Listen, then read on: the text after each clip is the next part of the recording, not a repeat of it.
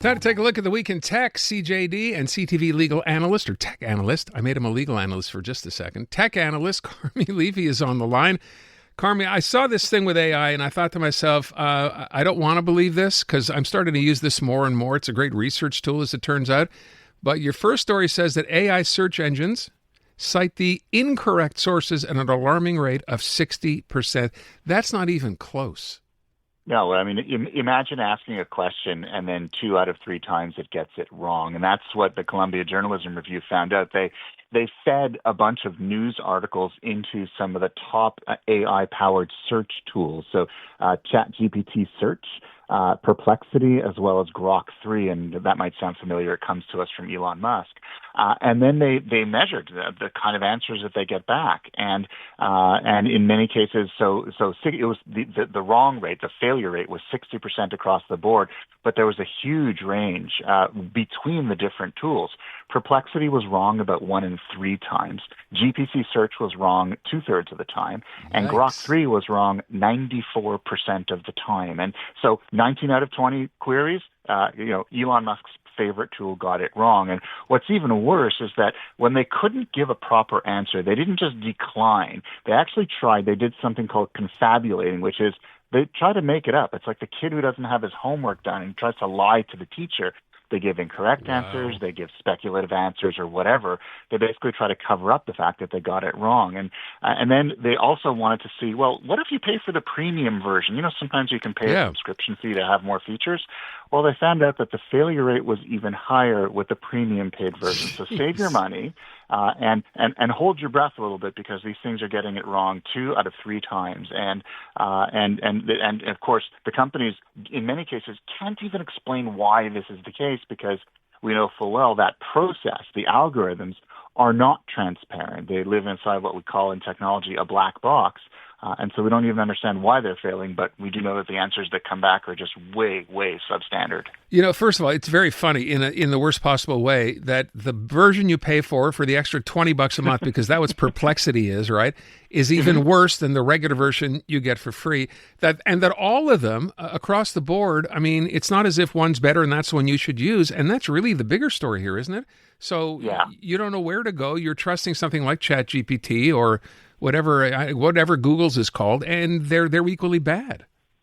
Well, I think that's kind of the message to all of us that it's not that we shouldn't be using these tools because I don't think it's even possible to just get rid of them at this point.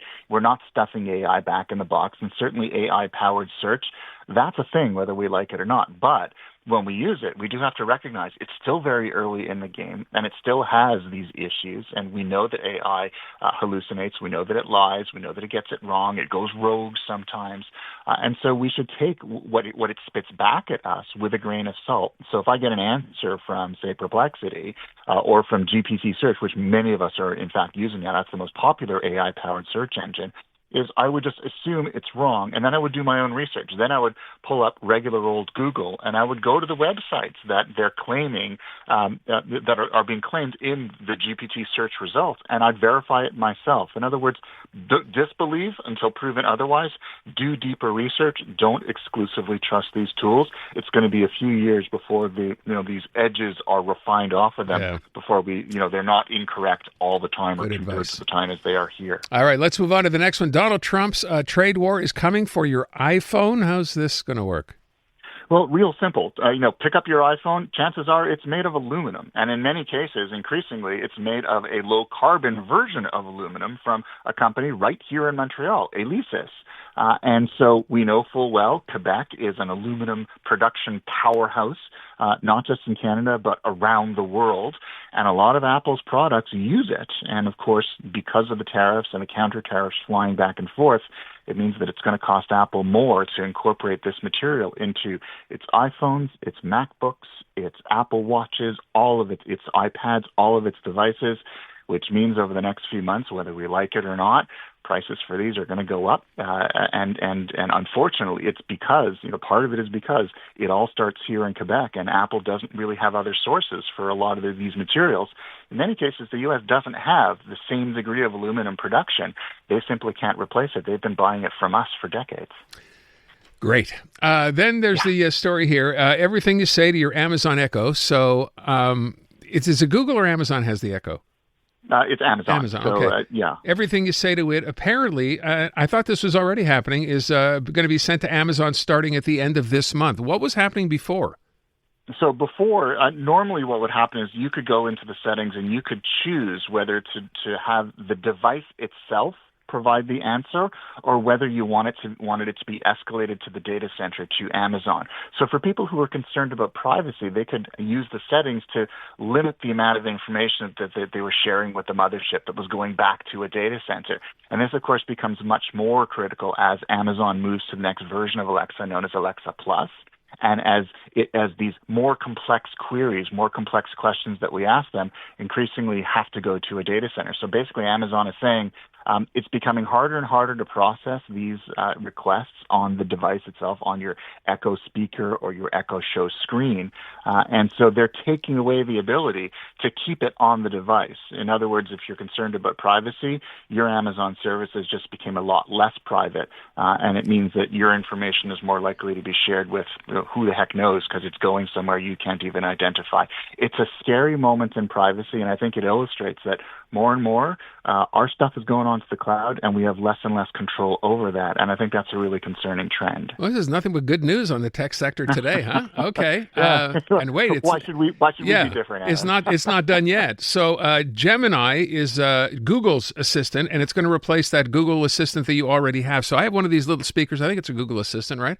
Why kill one to introduce a second one? Is this about AI as well?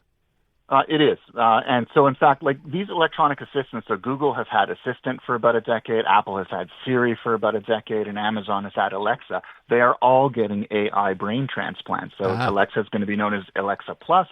And Apple is going to be introducing an updated version of Siri. It's been delayed until next year, but they're working on that as well. And now Google has said that they're not just giving Assistant an AI brain transplant, they're rebranding it as Gemini, and Gemini is their AI platform. And so it means, and I've got these speakers throughout my house. I've got one here in my office. And it means that if it's an older model, it may not work. Google is being very clear and very coy about which versions of the hardware that they've sold so far will be able to use the new version of Google Gemini once that becomes their electronic assistant. So hold your breath, because if you have an older speaker, it might go dark over the next few months as Google switches over. Keep your eyes peeled. You may need to run a software update on some of your older hardware in order to ensure that it continues to work as Google makes all these software changes in the background. Okay, they're not turning into bricks, though. You will be able to update them. In theory, yes, but we have not received confirmation that all of them will be. So if you bought one of these devices within the last, I'd say 2, 3, or 4 years, you're probably okay. But if you've had one of them for, 6 or 7 years, and you're kind of, sort of wondering how long they're going to continue to support them, that window is probably going to run out. And I would expect that a certain percentage of the devices they've sold over the years are going to go dark within the next few months. Okay, more good news. Carmi Levy, our CTV tech analyst. Carmi, thank you so much.